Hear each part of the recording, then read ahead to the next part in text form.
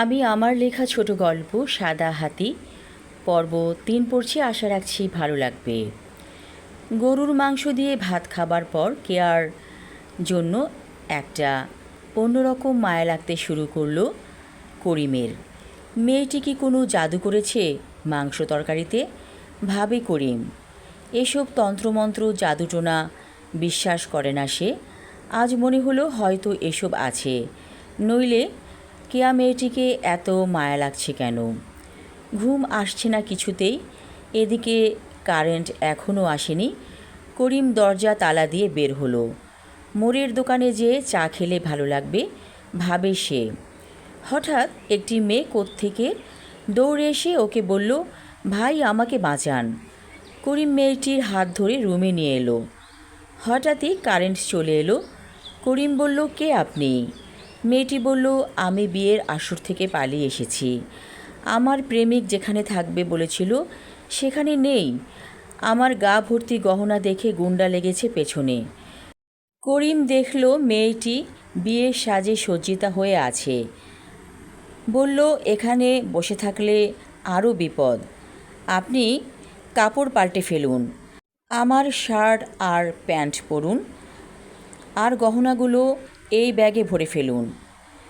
এখান থেকে পালাতে হবে। মেয়েটি দ্রুত কাপড় পাল্টে ব্যাগের মধ্যে শাড়ি আর গহনা ভরে ফেলল। তারপর করিমের হাত ধরে বলল, চলুন। মেয়েটি প্যান্ট শার্ট পরাতে কেউ কিছু বুঝতে পারল না। ওরা একটা রিক্সা ভাড়া করে সোজা চলে এলো সদরঘাট। দুটো টিকিট কেটে উঠে পড়ল লঞ্চে। করিম বলল, এখন বলেন আপনার বাসা কোথায়? মেয়েটি বলল, আমি বাসায় ফিরে যাব না। করিম ভাবছে ওর জীবনে কি হচ্ছে এসব। সিনেমার গল্পের লারা কি নানাভাবে ওর কাছে ফিরে আসছে? কোথা থেকে নববধূ এলো ওর জীবনে? কথা নেই বার্তা নেই, হুট করে মেয়েটিকে নিয়ে চলে এলো। নাকি মেয়েটি কোনো গোয়েন্দা সংস্থার মানুষ? কি আছে করিমের? শখ করে একটা বই বের করেছে, এই তো। আর পত্রিকা অফিসে ছোটোখাটো কাজ করে। আকাশে রূপালি চাঁদ ভাসছে। মেয়েটি বলল, করিম, আপনি আদিল সম্পর্কে যেসব কথা লিখেছেন কাজটা ভালো করেননি। করিম বলল, আপনি কে ঠিক করে বলেন তো? মেয়েটি চুপ করে আছে। বলল, ছোটোবেলায় বাবা মাকে হারিয়েছি, মামার বাসায় থেকে মানুষ হয়েছি। আদিল আমার লিডার। আপনার লেখনীতে আদিলের বড় রকমের ক্ষতি হয়ে যাবে। করিম বলল, তার মানে আপনি আমার সাথে নাটক করেছেন? করেছি। আমাকে পেট চালাতে এসব করতে হয়। তা আপনার চেহারা ছবি তো খারাপ না, বিয়ে করে ফেলেন কোনো ধনী ধনকুবেরকে, বাচ্চা কাচ্চা দিয়ে ঘর ভরিয়ে ফেলুন। সুন্দরী মেয়েদের এসব গোয়েন্দার কাজ ভালো লাগে না। মেয়েটি বলল, আমার নাম শোভা, আপনি আমার নাম ধরে ডাকলে ভালো লাগবে।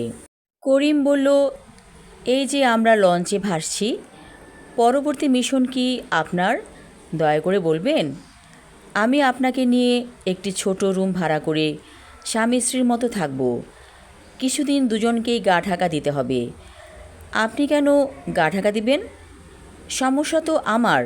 করিম, আপনার ছবি যখন আমাকে দেখিয়ে বলা হলো, ছলে বলে কৌশলে আপনাকে বাটে ফেলে যেন আদিলের কাছে ধরিয়ে দেই, তখন আসলে খুব মায়া লেগেছিল আপনার জন্য।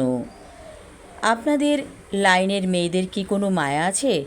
হেসে বলে করিম। তুমি আমাকে এখনও চিনতে পারোনি, বলল শোভা। করিম বলল, তোমাকে আমি চিনেছি। ছোটোবেলায় তুমি খুব দুষ্ট ছিলে, আর বানিয়ে বানিয়ে কত মিথ্যা করে গল্প শোনাতে আমাকে। তোমার মামা যখন তোমাকে নিয়ে ঢাকা চলে এসেছিল, আমি অনেক কষ্ট পেয়েছিলাম। শোভা বলল, আসলে জীবন বড় অদ্ভুত। আমরা একই গ্রামের মানুষ, অথচ কত বছর পর দেখা হলো। করিম বলল, আমি সাদা হাতি নামে একটি সিনেমার গল্প লিখেছি। মেয়েটি বহু বছর বন্দি ছিল পাহাড়ের গুহায়। কানে কম শোনে সে। শোভা বলল, তার মানে সূর্যের আলো দেখেনি মেয়েটি? করিম বলল, না দেখেনি। শোভা বলল, আমি বলছি গল্পের শেষটা। মেয়েটি গুহার সিঁড়ি বেয়ে একদিন উপরে চলে এলো। আলো ঝলমলে দুনিয়া দেখল জীবনে প্রথম। একটি ডাকাত দল জঙ্গলের পাশ দিয়ে যাচ্ছিল। ডাকাত সর্দার মেয়েটিকে দেখে মুগ্ধ হলো। অন্যদেরকে বলল মেয়েটিকে ধরে ফেলতে। ওরা লারাকে নিয়ে ওদের আস্তানায় এলো।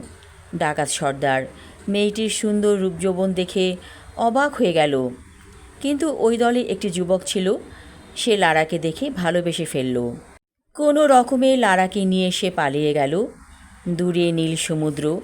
ওরা উঠে পড়ল একটি স্পিড বোটে। আসলে ওই বোটে করে দুজন পর্যটক এসেছিল।